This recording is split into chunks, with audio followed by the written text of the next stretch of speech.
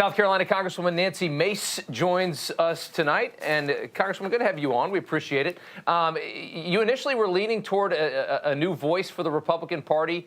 You've decided to endorse former President Trump. Obviously, South Carolina is a very important state coming up here soon. Why did you change your mind, I guess? Well, there's no reason for the race to continue on down to South Carolina. I've been talking to voters all across the state of South Carolina, and Donald Trump is going to crush it. It's nothing against Nikki Haley. She was a great governor. She's run a great race. But the people are rallying around Donald Trump, and the sooner we have a two-man race between Donald Trump and Joe Biden, the sooner we can save our country. Because people do not want 4 more years of weakness in the White House. They want 4 more years of strength, of peace, of prosperity, and patriotism, and that's what they see in Donald Trump. Yeah, you know, Haley has now lost yourself, Tim Scott, Lindsey Graham. You wonder if tomorrow night, you know, we get a concession speech, you know, from Haley, and this thing ends. It feels like, you know, if there's a victory of more than, I would say, 15, 20 points for Trump tomorrow, I really don't understand how any of this continues. I wonder if you think that this thing could potentially end tomorrow night in New Hampshire. I hope that it does, because it's time for us to unite. We saw him crush it in Iowa. He's going to kill it in New Hampshire, and he is doing a fantastic job statewide in South Carolina. He's crushing it in South Carolina. The sooner we move on to the general election, the sooner we can save our country. And at the end of the day, that's what this is about. If you look at the wide open borders, the skyrocketing inflation, wars around the world because of weakness in the White House, we need someone who's going to be a strong leader, who will see peace through strength, because none of this would be happening under Donald Trump. It didn't. By every barometer, by every measurement, life was better under Donald Trump, no matter who you were, and that's what Americans want to get back to. You know, one of the biggest weapons that I think the left is going to utilize in this election coming up in November is abortion.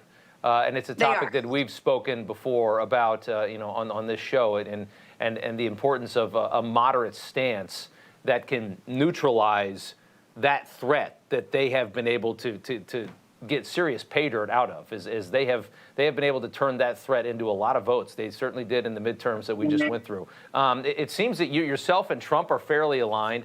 Trump wants to leave it up to the states. Obviously, Roe versus Wade is gone, but it does appear that he's supporting something personally, that he supports something around the 12 to 15 week range. I wonder, did that make a difference for you in your decision to endorse, and just how important you think that's going to be, his general position of a more moderate stance, how important that'll be in 2024? And I am a fiscal conservative who represents a very purple district. The top 2 issue in our district is abortion, and Trump is right on abortion, leaving it up to the states. But he's also said that he wants to build consensus, because most of us agree, no matter what side of the aisle you're on, somewhere in the second trimester is where the vast majority of Americans, 90 to 95% of people, are. You saw at the White House today, the White House press secretary not give an answer when she was asked what Joe Biden's limitations were, because he has no limits. And so we need to make sure that people understand that Republicans, that we're going to be compassionate towards women, even when we disagree with them. We're not going to demonize them. We want to make sure women have access to birth control and contraceptives, et cetera, because we can save lives that way, and also show compassion to women. And I believe that Donald Trump will carry that message. He understands it and understands how important it is to women in this country. And I think it's really important, too. I think what conservatives need to explain to voters is the simple fact that, I mean, because there's a lot of really good people in the party that want to go further, that believe in, like, the heartbeat bills, you know, the 6-week ban.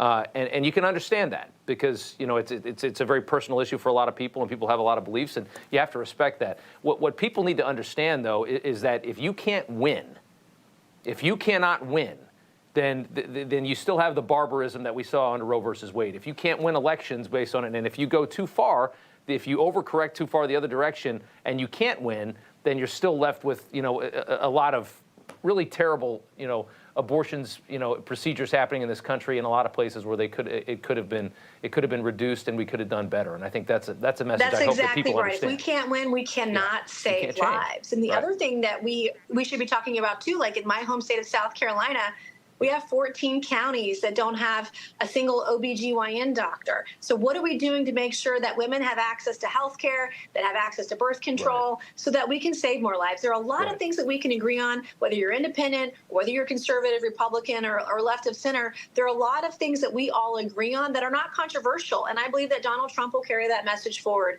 in the coming weeks and months ahead. Yeah. Congresswoman, thank you so much. We appreciate it. Good to see you. Thank you.